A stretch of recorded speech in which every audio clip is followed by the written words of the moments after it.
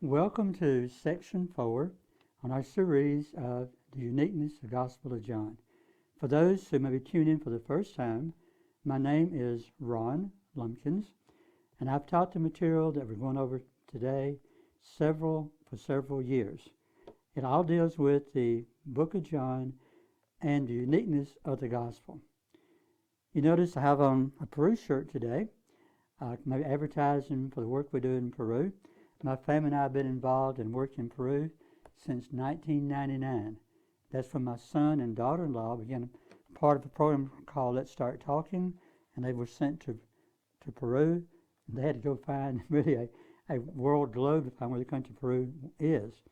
But since that time, they've gone back every year since 1999, except for 1 year when they went to Germany. And of course, this year, because of the pandemic, no one is going in or out of the country of Peru. My wife and I followed in the year 2002, and we continue to go back. I have at least. My wife's been 2 times since then, but I've continued to go back almost every year since that time, working with the congregation of people in the country of Peru. Decided to wear this shirt today to kind of plug our work in Peru. Sometimes it's good to have dress down day, and other times we dress up, okay? Now in our study, hopefully all of you have noticed that our sessions last 25 minutes, somewhere around that time. They're designed for a question-answer series. We're going to talk about some events in the life of Jesus found in the Gospel of John. And then we're going to go back on each section and ask some questions to make sure that you're paying attention and following along with us. That's the teacher aspect in me, okay? I always like to know my students are paying attention and following along. And I know that no one can hear your voice. I know that. But I'm going to act like they can anyway, so I answer up. Some of you may give me the correct answer. I have to correct you. But anyway, go along with that, okay? All right, now the book of John, we've noticed, our other earlier studies, John sets his purpose in the next or the last chapter. In John chapter 20, verses 30 and 31, John says, "And many other signs of Christ performed, but these are written that you may believe that Christ is the Son of God, and that through him you will have eternal life." Now that is the key theme throughout the Gospel of John, and everything that John does is going to be built around that. We're going to notice in our study that John lists 8 miracles performed by Jesus. Let's show you 8 fingers up here. 8 are found of all the miracles Christ performed. He only selects 8. And 6 of these are found only in the Gospel of John.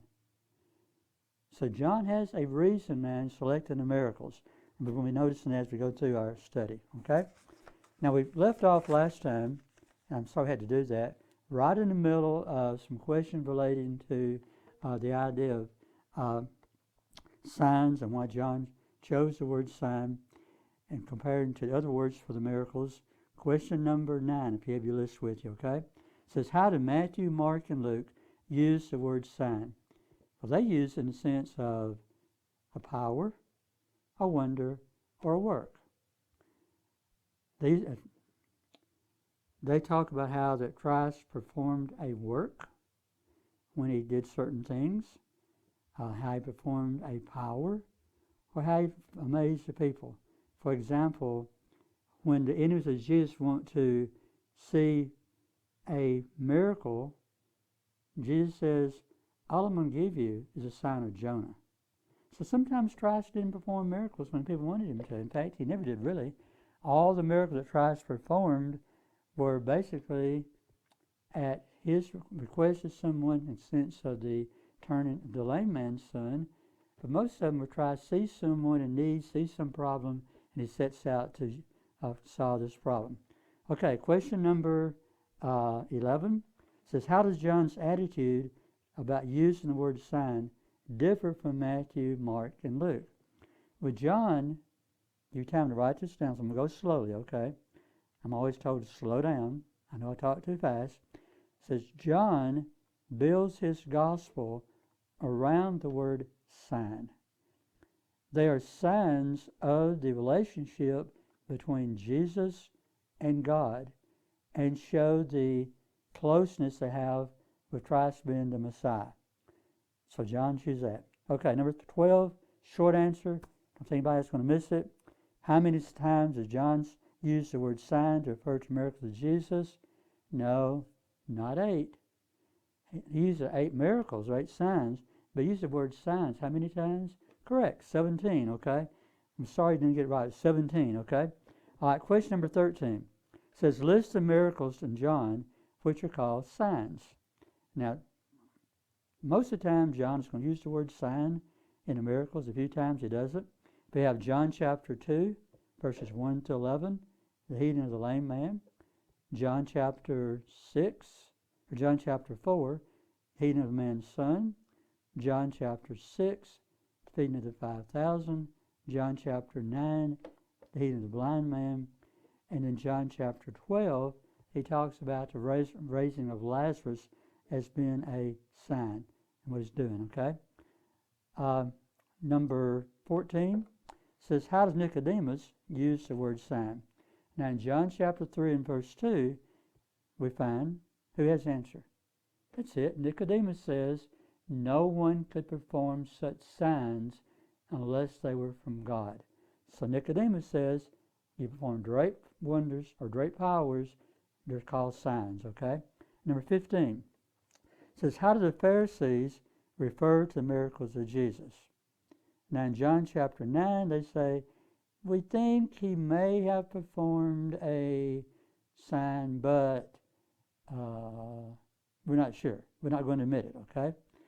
John chapter 2, we find that those who, or John chapter 11, verse 47, they see Jesus and say, okay, we want a sign from you.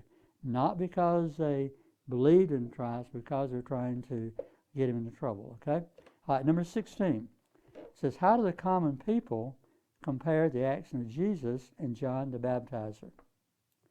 Well, in John chapter 7 and verse 31, they say John did not perform any signs. Well, this one performed more signs than John. See, in the Old Testament, Isaiah said a sign of the Messiah will be the performing of miracles, such as restoring sight to the blind, giving hearing to the deaf, and raising those who can walk, or those who cannot walk again. So these were signs, okay? And they're looking for that, okay? Number 17 says, list 3 ways that John shows the reaction of people to the miracles or signs he records. Well, in John chapter 2, it says the disciples believe. In John chapter 12, he says that people want a miracle. They have unbelief, it says, of the people. John chapter 4, it says man his household believes. So sometimes they believe, sometimes they don't. And of course in John chapter 11, they all turn against Christ when he raises Lazarus from the dead. And so, John shows the reaction of people to the miracles. Sometimes they believe, sometimes they do not believe, okay? All right, number 18. It says, why did John choose a word from the Old Testament to describe the miracles of Jesus? Well, in the Old Testament, they were the signs, a clear demonstration of the character of God. When God did something, he used a sign many times to show that. The burning bush, for example, that Moses came in contact with, was a sign that God was there. Moses knew it immediately. He took off his shoes. He knew he was in the presence of God. This happens many times in the Old Testament.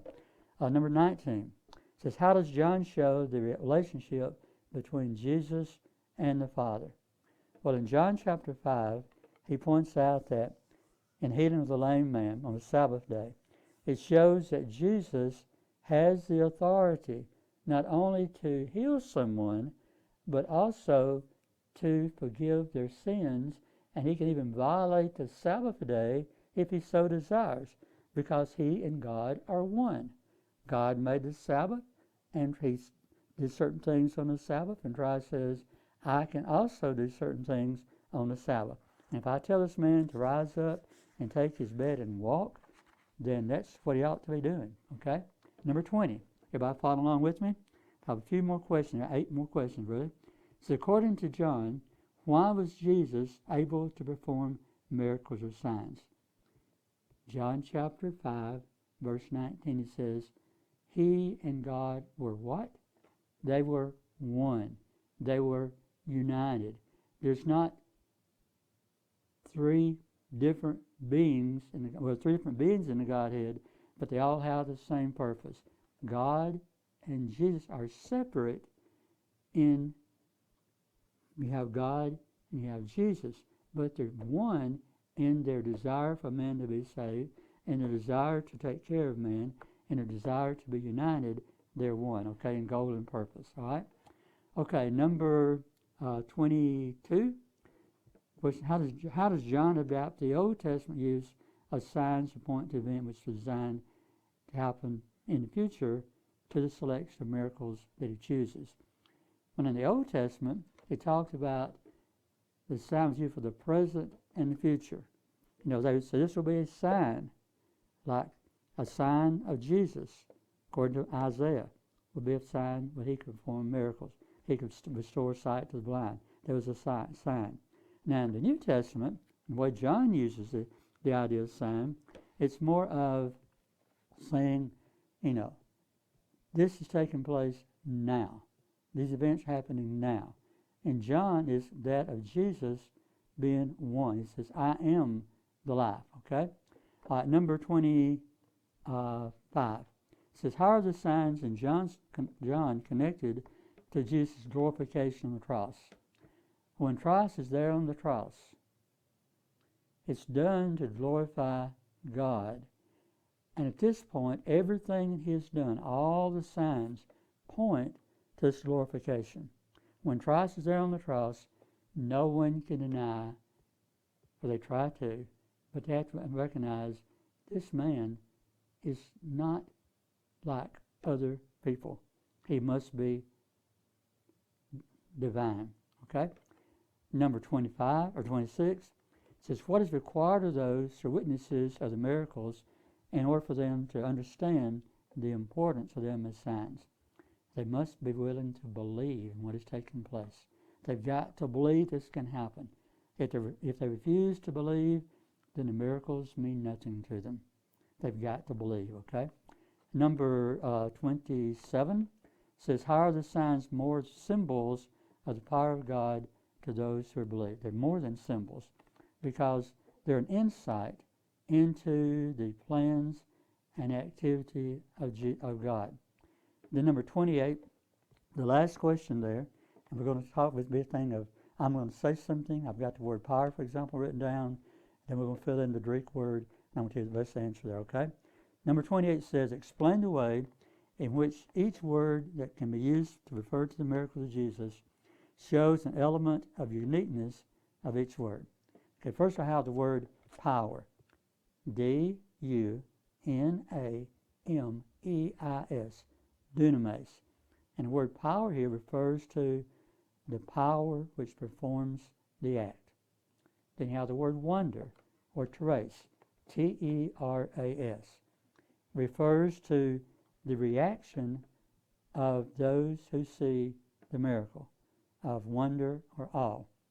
The word ergon refers, with E-R-G-O-N, refers to the act itself. Okay, what's actually taking place, the work. Then the word sign, or smeon, S-E-M-E-I-O-N, refers to something by itself. So John is saying, okay, I'm going to select these, and these miracles are going to tell me exactly what God is all about. Okay, let's move now to another topic. We got other questions. And in this particular part of our study, we'll talk about a closer look at the miracles in the Gospel of John. So we're going to look at each miracle, and we're going to decide what takes place there as the events taking place in the life of Jesus, and how they illustrate the words believe, our, glory, and the I am statements. And by stating these words, the uniqueness of the Gospel of John will be more thoroughly explained and show why John chose these 8 miracles to describe. John chapter 20, you should be able to quote that. Right. Say it for me. That's right. Now, Jesus performed many other signs in the presence of people, which is not written in this book. But these are written so that you may believe that Christ is the Son of God, and through him you may have eternal life. That's the whole goal, whole purpose of God's gospel. Okay, the first thing we're going to notice is we talk about the signs. These signs that John selects cannot be denied. John looks around of all the things that Christ did and says, okay, I'm going to select 8 miracles that no one can question. Some of the miracles you might be able to question, but not the ones that John decides to list, okay? So John looks around and finds those miracles which cannot be denied, okay? These are such as the water to wine, the healing of the man's son, the healing of the lame man, the feeding of the 5,000, the walking on the sea, the healing of the blind man, the raising of Lazarus, and the one miracle performed after the resurrection of Jesus, the direct catch of fish, and none of these could be denied. We notice now each one of these individually. In John 2, 1 through 11, I'm going to ask someone to read that. Take just a minute to read it. It won't take long.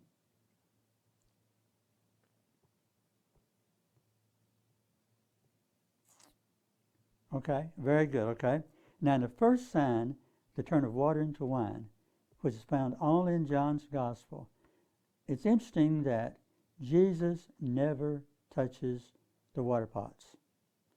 The water pots are filled complete overflowing. And in keeping with Jesus and God's plan from the beginning of creation, the wine was the best available. They never tasted any wine better than this. And when God made things, like in the creation, he sat back and said, it is good, it is complete. There was no way that the way Christ performed this miracle, there was no way that Christ could have deceived the people. He could not have slipped some undiluted wine into a pot, then added water to it. He didn't touch the water pots, okay? He could not have had some wine in his pot when he dipped into it. The servants dipped into the pots. He didn't dip into it. And he never touched the pots. It's also he keep the other signs recorded by John. Christ supplied enough wine for everyone there. God always does things complete. God never leaves anything lacking. It's always complete. And John makes a point to include the number of water pots that were filled. That's why he does this. You ever wonder why he said there's 6 water pots? Suppose he had said, Christ made some wine, and they had a cup full. Well, how much of a miracle is that? Okay? All right. Now notice some questions. We've got 5 questions here on this. Then our lesson for the day would be drawn to a close. Number 1, what are the themes that John uses to illustrate the purpose of the signs in John's Gospel? Believing, hour, glory, and the I am statements. I'm sorry, I should have let you answer those, but I got in a hurry here and went on to it myself, okay? Number 2, how many signs or miracles in the Gospel of John, and how many signs are unique to his Gospel? There are 8 miracles, and how many are unique? 6. Okay, good. 6 are only found in John, okay? Number 3, list 3 reasons why those who witnessed the turn of water into wine could not question the fact that a miracle had taken place. Number 1, Christ never touched the pots. Number 2, the servants filled the pots themselves with water till it was overflowing.